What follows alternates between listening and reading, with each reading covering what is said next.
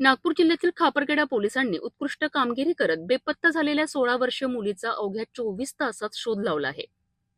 रात्रीभर शोध मोहीम राबवत पोलिसांनी मुलीला सुरक्षितपणे शोधून तिच्या पालकांच्या स्वाधीन केले आहे। ही घटना खापरखेडा पोलीस ठाण्याच्या हद्दीत घडली आहे।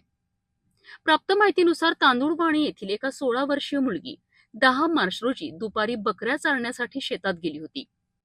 संध्याकाळी बकऱ्या घरी परतल्यात, मात्र मुलगी घरी आली नाही। यामुळे घाबरलेल्या पालकांनी तात्काळ खापरखेडा पोलीस स्टेशन येथे धाव घेत तक्रार नोंदविली। तक्रार मिळताच पोलिसांनी मुलीचे फोटो आणि वर्णन परिसरात प्रसारित केले।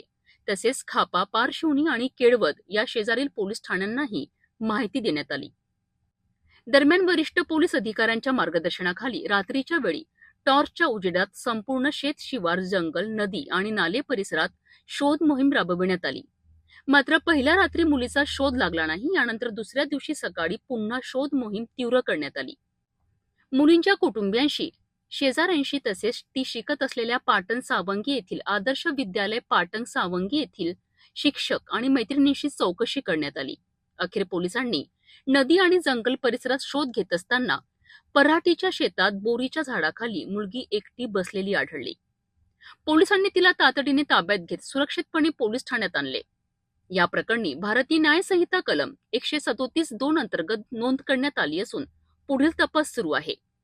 ही कारवाई डॉक्टर रवींद्र कुमार सिंगल यांच्या मार्गदर्शनाखाली पोलिसांनी पार पाडली आहे। तांदूळवाडी येथील मुलगी सविता संजय पाटील, वय 16 वर्ष, ही सकाळी 11 ते 12च्या दरम्यान बकऱ्या चारण्याकरता आपल्या घरून निघालेली होती।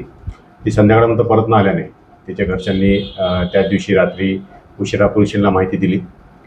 जशी पोलिसांना माहिती मिळाली त्याप्रमाणे वरिष्ठांना माहिती देऊन आणि वरिष्ठांच्या मार्गदर्शनात संपूर्ण पोलिसांचे तपास पथक टीम, त्याचप्रमाणे बीट मार्शल व इतर अधिकारी यांना घटनास्थळी रवाना केले। तिथून संबंधित माहिती घेतली, मुलगी कुठे जाऊ शकते, आणि मुलीचा शोध सुरू केला।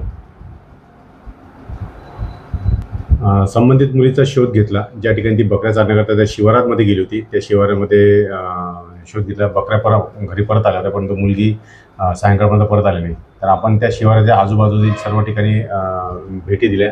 तिथले नदी, नाले, ओढे, काही अनुचित प्रकार त्या मुलीसोबत घडला तर नसेल त्याच्याकरता शाश्वती करण्याचा पूर्ण टीम रात्रभर फिरत होत्या, परंतु रात्रीमध्ये कुठल्याच प्रकारची माहिती मिळून आणि परत सकाळी अर्ली मॉर्निंगमध्ये तपास पथकाची PSI करंगामे आणि त्यांची टीम ही मुलगी ज्या शाळेत शिकत होती त्या शाळेच्या टीचर्सना भेटून आले। त्याचप्रमाणे तिची जी मैत्रीण, तिची जीवलग मैत्रीण होती, तिच्याकडून काही उपयुक्त माहिती मिळते का याचा आम्ही सुगावा घेतला, परंतु त्या रात्रीला ती मुलगी मिळू शकली नाही। परंतु दुसऱ्या दिवशी जेव्हा आमचे तपास पथक हे त्या मुलीचा शोधकाम फिरत होते तेव्हा माहिती मिळाली की मुलगी ही त्या जंगलामध्ये एका झाडीझुडपामध्ये आहे। तेव्हा आमच्या टीमसोबत असलेल्या लेडी कर्मचाऱ्यांनी, इतर टीम यांनी त्या मुलीला तिथे शोध घेतला आणि तिला सुखरूप आणून तिच्या आईवडिलांच्या ताब्यात दिले। घरून निघून जायचं कारण मुलीला विचारलं असता तिने एक कारण सांगितलं की आई आणि भाऊ हे छोट्या छोट्या गोष्टीसाठी रोकटोक करत होते आणि वेळ पडली तर तिला मारपीट करत होते, पण त्या कारणाने ती घर सोडून गेल्याची तिने तिच्या बयानामध्ये सांगितलेलं आहे। ही संपूर्ण कामगिरी वरिष्ठांच्या मार्गदर्शनामध्ये आमचे तपास पथकचे PSI विलास करंगामी, राजू भोयर, कविता, त्यानंतर टेकाम मेजर आणि दीपक इंगडे यांनी केलेली आहे।